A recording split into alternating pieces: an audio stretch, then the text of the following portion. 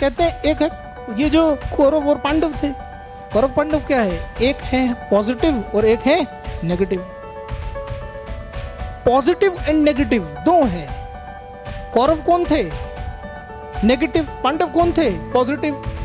तो ये कौरव पांडव लड़े, इसका मतलब है हमारे शरीर के अंदर भी कुछ अच्छे विचार आएंगे और कुछ बुरे विचार आएंगे। पॉजिटिव थॉट्स होंगी और नेगेटिव थॉट्स होंगी, और इन पॉजिटिव और नेगेटिव थॉट के बीच में लड़ाई होगी। ये बैटल ऑफ कुरुक्षेत्र है। कुरुक्षेत्र का क्या मतलब, कुरु एंड क्षेत्र। कुरु का मतलब संस्कृत के एग्जैक्ट वर्ड का मतलब होता है स्पाइनल कॉर्ड, रीढ़ की हड्डी। तो जब भी कोई ध्यान लगाता है, आपने देखा हो मेडिटेशन करता है तो पीठ थोड़ी सी सीधी कर लेता है, क्योंकि ऐसा माना जाता है सबलेट के अंदर हमारी डिवाइन पावर होती है। तो वहां पे कहते हैं कि भाई अच्छाई और बुराई दोनों अंदर है, और जब कोई भी जैसी चीज आई तुम्हारे आंखों के सामने, कोई तुम घर रास्ते में जा रहे हो, कोई चीज तुम्हारे को रास्ते में सपोज करो कोई पड़ोस में कोई किसी की सोने की चेन गिरी हुई मिल गई, तो अब एक अच्छा विचार भी आएगा, एक बुरा विचार भी आएगा, और उन दोनों के बीच में उस बुरे से लड़ पाना और अपने आप को कंट्रोल कर पाना, यही है कौरव और पांडव। अच्छा लड़ाई क्या करो, जब आपस में वहां लड़ाई हुई थी कौरव पांडव में लड़ाई हुई थी, पांडवों को सही दिशा किसने दिखाई थी, कृष्ण भगवान, उन्होंने दिखाई थी। Krishna is the symbol of consciousness. Consciousness का मतलब होता है आपकी चेतना।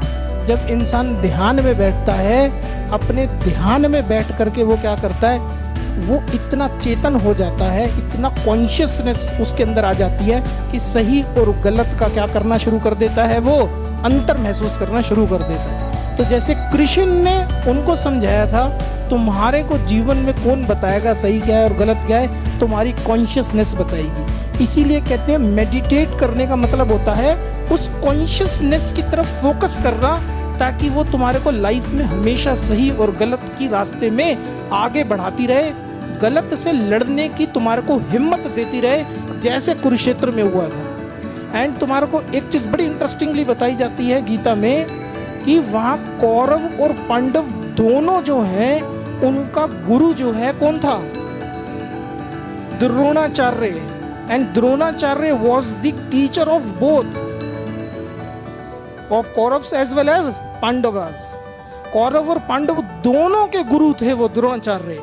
इसका मतलब है अच्छाई और बुराई तुम्हारे मन में जो दोनों है ना, दोनों के दोनों किससे पैदा होती हैं, तुम्हारी आदतों से। जो ये आदत है ना, दैट आदत is basically your Dronacharya, and उसके ये दोनों शिष्य हैं। अब देखो, एक शिष्य बहुत ही ज्यादा स्ट्रांग हो गए, उसके करीब हो गए, और देखो अगर बुरी आदत एक में लग भी गई, कितना स्ट्रांग क्यों ना हो, उसका अंत हो गया। ये लाइफ को आप जियोगे कैसे, साइंटिफिक तरीके से सिखाने की कोशिश की गई है with the help of some characters, कि इन कैरेक्टर का एक अपना मीनिंग है।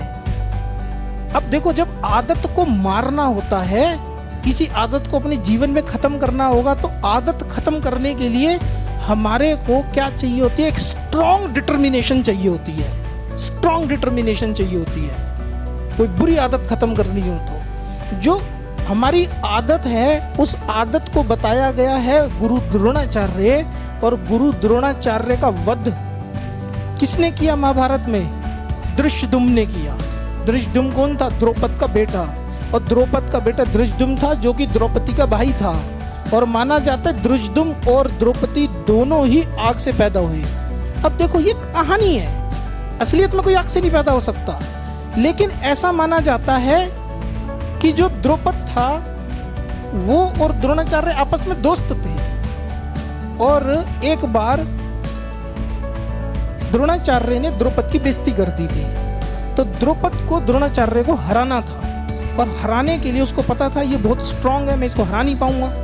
तो उसने एक यज्ञ किया और एक फर्म डिटर्मिनेशन करी यज्ञ में कि मैं इसको हरा करके रहूंगा। वो फर्म डिटर्मिनेशन जो स्टेब्लिश हुई ना, वो फर्म डिटर्मिनेशन का नाम था धृष्टद्युम्न। और उसी दुर्जदम ने, उसी फर्म डिटर्मिनेशन ने एक बुरी आदत का, जिसका नाम था द्रोणाचार्य, उस बुरी आदत को खत्म किया था। तो ये गीता ये समझाना चाहती है, अपने जीवन में अगर तुम्हारे अंदर भी कोई बुरी आदत है तो उसको केवल स्ट्रॉन्ग डिटर्मिनेशन के जरिए खत्म किया जा सकता है। तो ये एक सिंबॉलिक मैसेज देने की कोशिश कर रही है। बच्चा इसको क्या समझता है, उसको अलग सेंस में लेकर जाता है। हर कैरेक्टर का एक अपना मीनिंग है, हर कैरेक्टर का एक अपना स्पेशल मतलब है, उसको एक अलग तरीके से बताया गया है। और जो ये 5 पांडव बताए हैं, ये 5 पांडव नहीं है, ये 5 शरीर की अलग अलग क्षमताएं और शक्ति हैं, जिसके जरिए उन्होंने ये युद्ध जीता। तो अगर आप भी अपने मन को जीतना चाहते हो, बुराइयों को खत्म करना चाहते हो, you also need some kind of power. वो समझाता है वो युद्ध कैसे चलता है और युद्ध में क्या परेशानियां आती हैं। तो कुरुक्षेत्र को, महाभारत को, गीता को एक समझने का एक अलग एंगल है, एक पर्सपेक्टिव है। और वहां पे अगर, लेकिन क्या होता है हमारे यहाँ पर उस हिसाब से समझा नहीं जाता था। बच्चे को क्या लगता है ये सारी चीजें, ऐसे कैसे कोई आग से पैदा हो गया, ऐसे कैसे कोई ये हो गया, वो डिनाई कर, अपने ही रिलीजन को, अपने ही कल्चर को, अपने ही धर्म में बताई हुई बातों को वो समझ नहीं पाता।